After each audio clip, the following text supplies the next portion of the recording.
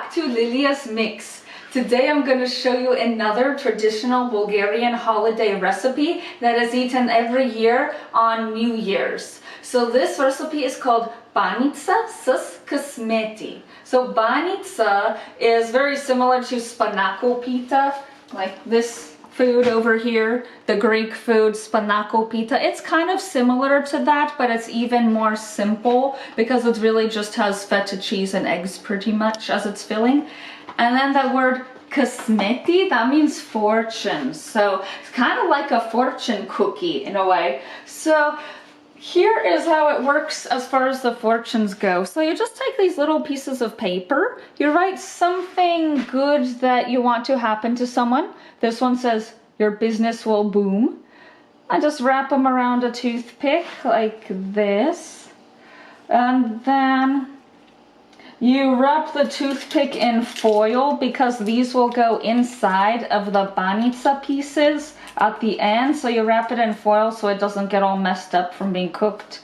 Then here I have some more of them. I had a total of 16 of them. Each of these has a little fortune on it. Like another one says, you will be more happy and energetic, and just nice things that you can think to write on them, kind of like fortune cookies. So there are those. Now this over here is phyllo dough. So once you cook it, it becomes like this. It's like a thin, flaky pastry shell. But yeah, phyllo dough. That's what that is. One package. Then you're going to take feta cheese. We're going to use about 3/4 of a pound for it. So I divided it up. So it's like 3/4 of this chunk I will use. Here is just plain yogurt. We're gonna use 1 2/3 cups of that. And here I'm gonna use these 5 brown eggs here. The color of the egg doesn't really matter, but yeah, 5 eggs. And in addition to that, you're going to use oil. This is about 1/2 cup of oil. The purpose of the olive oil here is just to actually brush the sheets of phyllo dough. So you take some sort of a cooking brush like this, and when you're actually doing the act of layering the banitsa, you're going to take the oil on the brush and then actually brush the dough like this. Okay, so for the initial preparation stage, here we're going to take the oven and preheat it to 400 Fahrenheit, which is about 180 Celsius. And from there, we just start mixing things together. And so we're gonna take our eggs. Let's give them a nice little crack.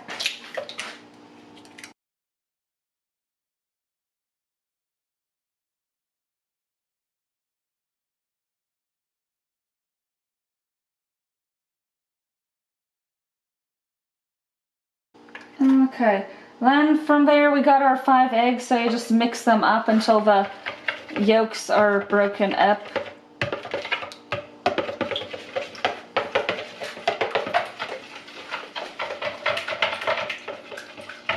Yeah, just as, you know, usually when you use eggs in recipes, you just mix them up until the yolks and whites are pretty well mixed together.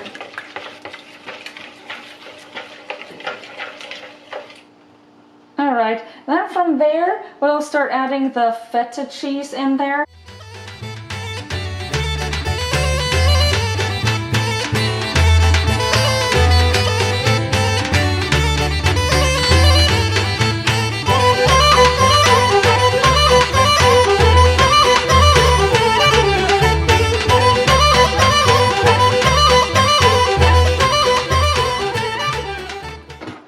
So then you just check that it is those nice fine crumbles that we want.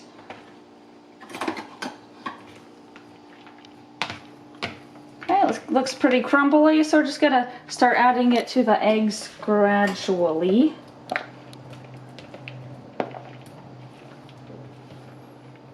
And then mix it a little bit.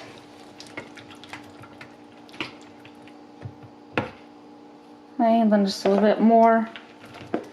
Yeah, when mixing ingredients, it is good to add things gradually, like add a bit, mix it, add a bit more, mix it, and so on.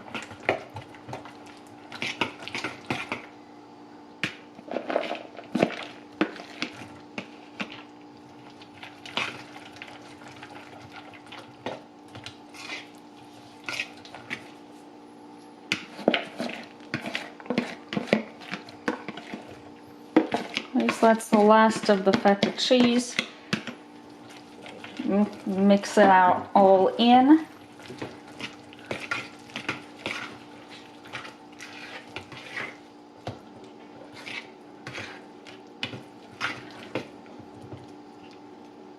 Got a bigger chunk in there, so I'm just gonna break that up. Yeah, when you're mixing it, if you notice that there are some bigger chunks of feta, you can just go ahead and break them up at this stage too, because you really want the feta to be a nice fine crumbles.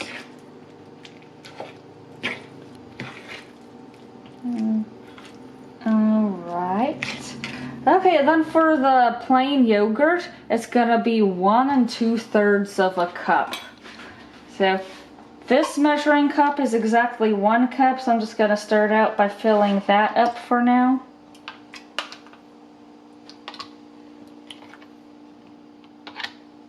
Okay, so that is slightly more than 1 cup right now, you can see. So here we're gonna add it in gradually. So a couple spoonfuls at a time, mix a couple more, we're gonna repeat that process.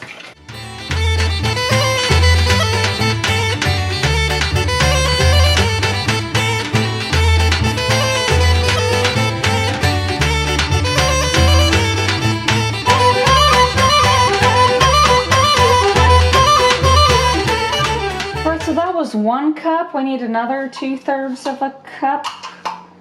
So that'll be, yeah, until that line. Okay. Now, for all of these, the values are approximate, so don't worry about it if it's like slightly more or slightly less. They don't have to be perfectly exact because it's all a mixture anyways. Okay, yeah, so that's right about 2/3 of a cup. A little bit over, so I'll just put some back.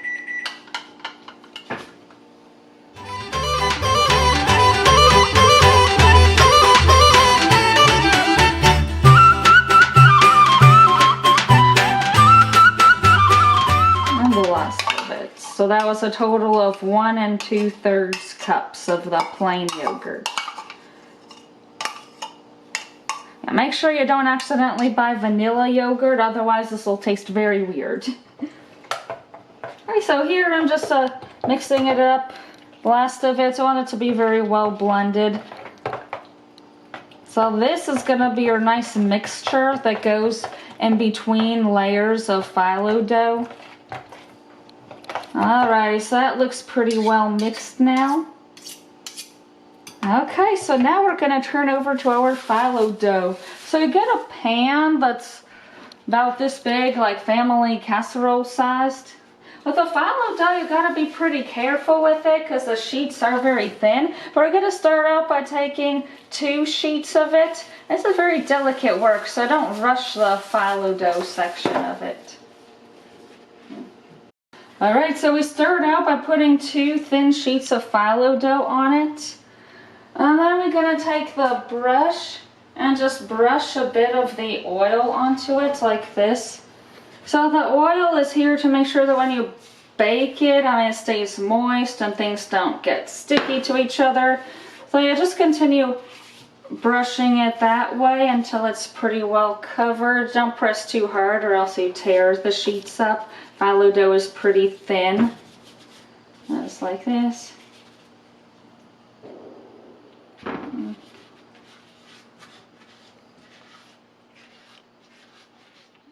Then the edges are a little bit tricky to get, but you do want to try to get the edges as best you can as well.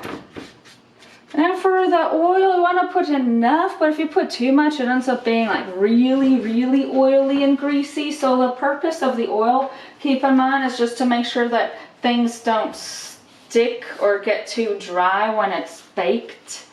So I don't want to go too much or too little with it.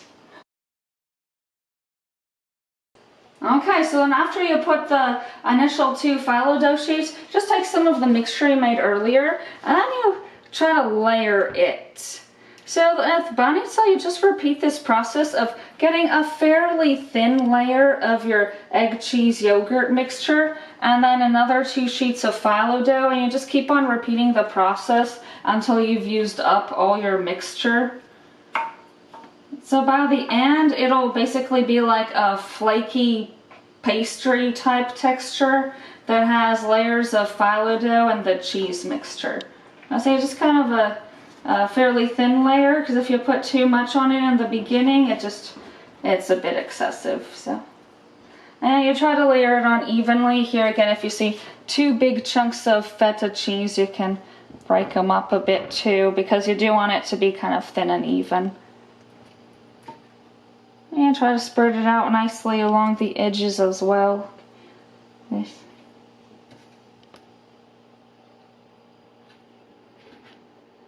Just a little bit more here too.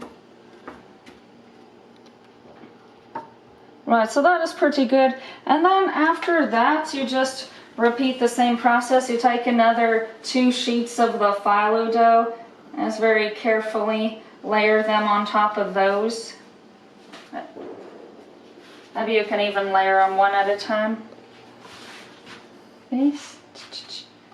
Now, whenever you're using phyllo dough, you have to be pretty gentle with it to not tear it up. But yeah, so you just repeat that process. 2 sheets of phyllo dough, brush the oil onto them, put some mixture, and just keep going that way.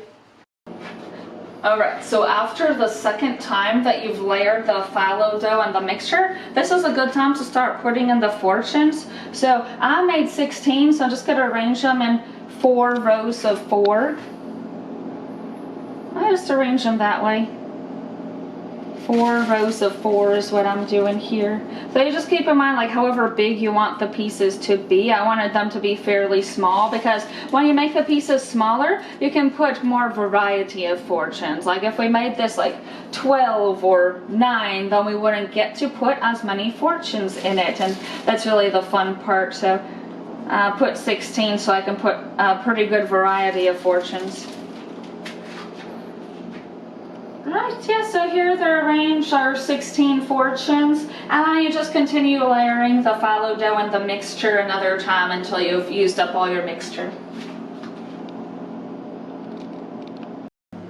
Alright, so I'm just finishing up now with the last of the mixture. So I finished up the mixture. These are the last couple sheets. So at the end, you want to get the edges brushed with oil well, because the top has a tendency to get pretty dry. So I just blot them carefully along the top. Okay, so from there on, okay.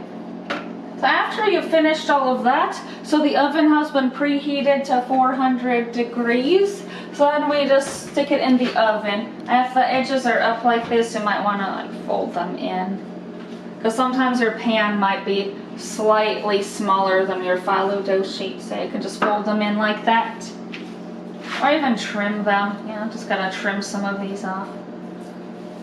There we go, pretty simple. Okay, so I would just stick it right here in the oven, and that'll be about 30 minutes, but after 20 you'll want to check on it.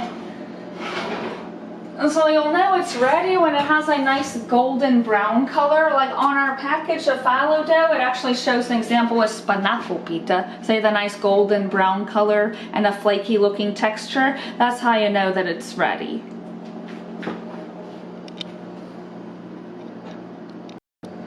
Okay, one step that I forgot to mention earlier is that you actually should cut it before you bake it, because once you bake it thoroughly, it's actually pretty difficult to cut it, once it's already baked and flaky.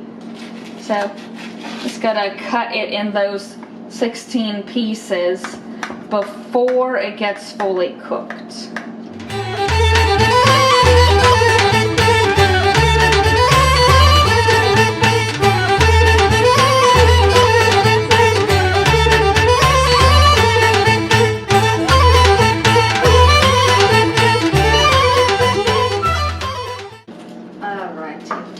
Okay, so there we go. It'll be about half an hour in the oven. But yeah, it's about 20 minutes, start checking on it.